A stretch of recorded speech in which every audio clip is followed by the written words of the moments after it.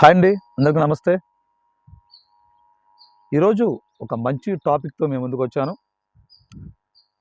చాలామంది నా వీడియోస్ చూస్తున్నారు గానీ, సబ్స్క్రైబ్ మాత్రం చేయట్లేదు. సబ్స్క్రైబ్ చేయకుండా చాలామంది వీడియోస్ చూస్తున్నారు. అలానే ఒక్క లైక్ కూడా చాలామంది కొట్టడం లేదు. నేను నా వీడియోస్‌లో 10 గూగుల్ అడిగేది అదే. ఒక్క లైక్ కొట్టండి అని అడుగుతున్నా. ఒక్క లైక్ ఖచ్చితంగా కొట్టండి. అలానే షేర్ చేయండి, లైక్ చేయండి, కామెంట్ చేయండి అని నేను ప్రతిరోజు చెప్పేదే. మీకు నచ్చితేనే వీడియో, ఖచ్చితంగా వీడియో నచ్చింది అంటే మాత్రం మర్చిపోవద్దు. ఇక ఈరోజు ప్రధాన అంశం చూసుకున్నట్టయితే, జనసేన పార్టీ నాయకులకు సంబంధించి పవన్ కళ్యాణ్ గారైతే సీరియస్ కావడం జరిగింది. అసలు దేనికి సీరియస్ అయ్యారు? ఏంది? జనసేన నాయకులపై అయితే పవన్ కళ్యాణ్ గారు సీరియస్ అయ్యారు. ఒక జనరల్ బాడీ మీటింగ్‌కి సంబంధించి వాళ్ళ పార్టీ నాయకులతో అయితే. ఈ అంశం గురించే ఈరోజు నేను మాట్లాడదామని చెప్పేసి ఈ వీడియో చేస్తున్నాను. ఖచ్చితంగా జనసేన పార్టీ నాయకులకు సంబంధించి, కార్యకర్తలకు సంబంధించి ఈ వీడియో నచ్చొచ్చు, నచ్చకపోవచ్చు. కొంతమంది నన్ను ట్రోల్స్ కూడా చేయొచ్చు ఈ వీడియో నచ్చకపోతే, ఒకవేళ నాకు తెలిసి. కానీ నేను పచ్చి నిజాలు మాత్రమే మాట్లాడతాను. ఎవరిని ఉద్దేశించి విమర్శ చేయను. నేను నా వీడియోస్‌లో పొద్దుగూకులు 10 సార్లు చెప్తూనే ఉంటా. కానీ నిజాలు నిర్భయంగా ఖచ్చితంగా మాట్లాడతాను. కొన్ని అంశాల్లో అయితే నేను ఖచ్చితంగా. నిన్న పవన్ కళ్యాణ్ గారు ఎందుకు సీరియస్ అయ్యారంటే, తిరుమల లడ్డూ విషయంలో వైసీపీకి సంబంధించి సోషల్ మీడియా గానీ, వేరే ఇతరితర సోషల్ మీడియాలు గానీ, న్యూస్ పర్పస్ కానీ ఏదైనా సరే ఒక అంశంలో భాగంగా ఆయనకు సంబంధించి ట్రోల్స్ ఎక్కువ జరుగుతున్నాయి పవన్ కళ్యాణ్ గారి గురించి. కానీ ఒక్క జనసేన పార్టీ నాయకుడు కానీ, కార్యకర్త కానీ ఎవరు కూడా దీన్ని ఖండించట్లేదు. ఎక్కడ ఒక వీడియో కూడా చేయలేదు. కానీ నిన్న అరవటం, ఆయన కార్యకర్తల నాయకులు అరవటం, ఈరోజు అందరూ వచ్చి హడావుడిగా ప్రెస్ మీట్లు పెట్టి ధూమ్ ధామ్ చెప్పేసి మాట్లాడుతున్నారు అందరూ. ఏది? దేని గురించి? కానీ సీఎం చంద్రబాబు నాయుడు గారి గురించి అంబటి రాంబాబు గారు మాట్లాడారని చెప్పేసి తెలుగుదేశం పార్టీ నాయకుల కంటే కూడా జనసేన పార్టీ నాయకులే ముందుగా ఖండించారు ఈ విషయాన్ని. అంబటి రాంబాబు గారికి సంబంధించి ప్రెస్ మీట్లు మరీ పెట్టి జనసేన పార్టీ నాయకులు ఖండించారు. అంటే ఇదేనా జనసేన పార్టీ నాయకులకు సంబంధించి పవన్ కళ్యాణ్ గారి మీద ఉన్న ప్రేమ? ఇదేనా? అంటే ఆయన చెప్పిన దాకా వీళ్ళు స్పందించలేదు. ఆయన చెబితే వీళ్ళు స్పందించి రోజు ప్రెస్ మీట్లు పెట్టారు ఈరోజు హడావుడిగా. అది. ఇంకోటి ఏంటంటే, తెలుగుదేశం పార్టీకి సంబంధించి వ్యక్తిగత మీటింగులకు మీరు హాజరవ్వద్దు అని చెప్పేసి చెప్పడం జరిగింది పవన్ కళ్యాణ్ గారు. కానీ ఇక్కడ ఏం జరుగుతుందంటే సార్, చాలా చోట్ల నిజాలు మాట్లాడుకుందాం. చాలామంది జనసేన పార్టీ నాయకులు అంటే, కొంతమందిని, అందరిని అంటలేదు, స్థానికంగా ఉండే తెలుగుదేశం పార్టీ ఎమ్మెల్యే ఎవరైతే ఉన్నారో ఆ ఎమ్మెల్యే వాట్సాప్ డీపీలుగా పెట్టుకోవటం. అరే బాబు, వద్దు అనగా వాళ్ళ పార్టీ నాయకులు. నా కాడ కొన్ని ఫొటోస్ కూడా ఉన్నాయి, కానీ అవి నేను పబ్లిష్ చేయదలుచుకోవాలి. ఎందుకంటే అవి పద్ధతి కాదు మనం పబ్లిష్ చేయడం కూడా, అది తప్పు. కొంతమంది తెలుగుదేశం పార్టీ నాయకులకు సంబంధించిన వాళ్ళు ప్రైవేటు కార్యకర్తల సమావేశం జరుగుతుంటే అందులో పోయి కూర్చుంటున్నారు వీళ్ళు జనసేన పార్టీ నాయకులు. అసలు అదేంది పద్ధతి? వాళ్ళ పార్టీ మీటింగ్ పెట్టుకొని వాళ్ళు ఏదో మాట్లాడుకుంటారు, మీరెందుకు పోయి మధ్యలో కూర్చుంటున్నారు? వాళ్ళ మధ్యలో ఎందుకు కూర్చుంటున్నారు పోయి? మీకేం సంబంధం? ఇది కూటమి ప్రభుత్వం రా బాబు. మేము గెలిపించి, నానా సంకల్ నాకు ఇక్కడ గెలిపించి, పార్టీ నాయకులకు సంబంధించి నేను పదవులు ఇచ్చి ఈ పని చేయమంటే, పార్టీ కోసం కష్టపడి పని చేయమంటే ఆ నాయకుల డీపీలు పెట్టుకొని వాళ్ళ పార్టీ నాయకుల కార్యకర్తలకు సంబంధించిన అంశాలు పోయి వాళ్ళ దగ్గర పోయి కూర్చుంటే ప్రతి విషయాన్ని మాట్లాడుతున్నారు. ఏమొద్దు, పార్టీ గెలిచి 2.5 సంవత్సరాలు అయింది కదా కూటమి ప్రభుత్వం గెలిచి. జనసేన పార్టీ నాయకులకు సంబంధించి ఏ ఒక్క రోజైనా సరే ప్రైవేట్‌గా వాళ్ళ పార్టీ మీటింగ్‌లో ఎక్కడైనా మీటింగ్‌లు పెట్టారా? ఎన్ని మీటింగ్‌లు పెట్టారు చెప్పండి? ఎన్ని మీటింగ్‌లు పెట్టారు? కూటమి నాయకులతో కూర్చొని మీటింగ్‌లు పెట్టడం తప్ప మీ సొంతగా ఏమైనా చేశారా? పార్టీ బలోపేతం కోసం మీరేం చేస్తున్నారు? ఇప్పుడు కూడా మాకు న్యాయం జరగట్లేదురా మొర్రో అని మొత్తుకుంటున్నారు కార్యకర్తలు ఇప్పుడు ప్రతి నియోజకవర్గంలో. ఇది నిజం, జగమెరిగిన సత్యం. మాకు ఇంకా సంబంధించి మాకు కొన్ని ప్రభుత్వ పథకాలు అందట్లేదు, వాళ్ళ వ్యక్తిగత పనులు జరగట్లేదని చెప్పేసి మొత్తుకుంటున్నారు. ఇప్పుడు కూడా ఇంకా పార్టీ బలోపేతం కాలేదు. గ్రామాలకు సంబంధించి నాయకుడు ఎవరో తెలియదు, నియోజకవర్గానికి నాయకుడు ఎవరో తెలియదు, మరి జిల్లాకు సంబంధించిన నాయకుడు ఎవరో తెలియదు.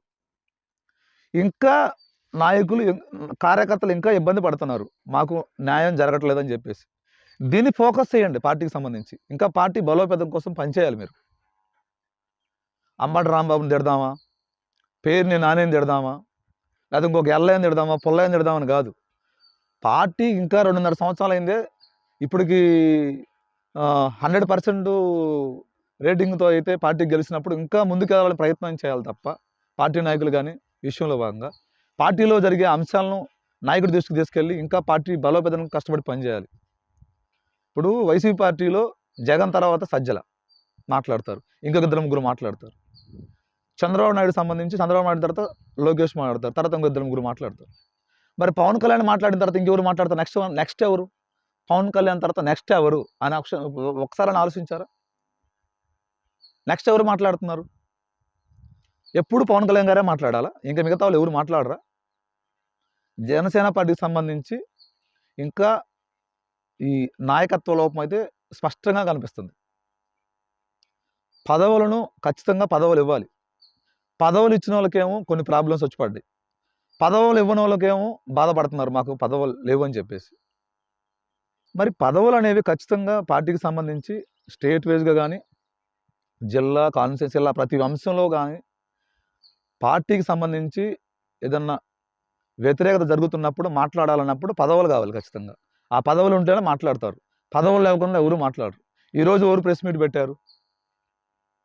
అందరూ పెట్టారుగా. మరి ఒక క్యాడర్ పర్పస్గా ఇస్తే స్టేట్ లెవెల్లో ఇవ్వాలి. ముందు ప్రధానంగా జనసేన పార్టీలో పవన్ కళ్యాణ్ తర్వాత మాట్లాడే వాళ్ళు అనేది ఖచ్చితంగా ఉండాలి. ఒక 5గురో 6గురో ఉండాలి. వాళ్ళు ఖచ్చితంగా మాట్లాడాలి.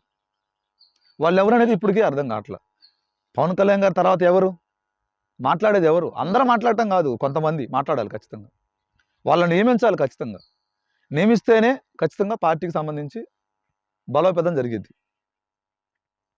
అది విషయం అయితే ఖచ్చితంగా సభ్యత్వ నమోదు కార్యక్రమం కూడా చేపడతారని తెలుస్తుంది. ఇప్పటికైనా సరే జనసేన పార్టీకి సంబంధించి నాయకత్వ లోపం ఖచ్చితంగా ఉంది.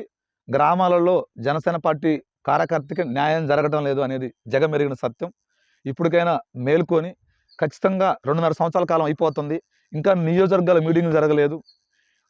నియమించిన సమన్వయకర్తలకే ఇంకా న్యాయం జరగట్లేదు. ఇంకా వాళ్ళు ఎవరు చెబుతారు పాపం?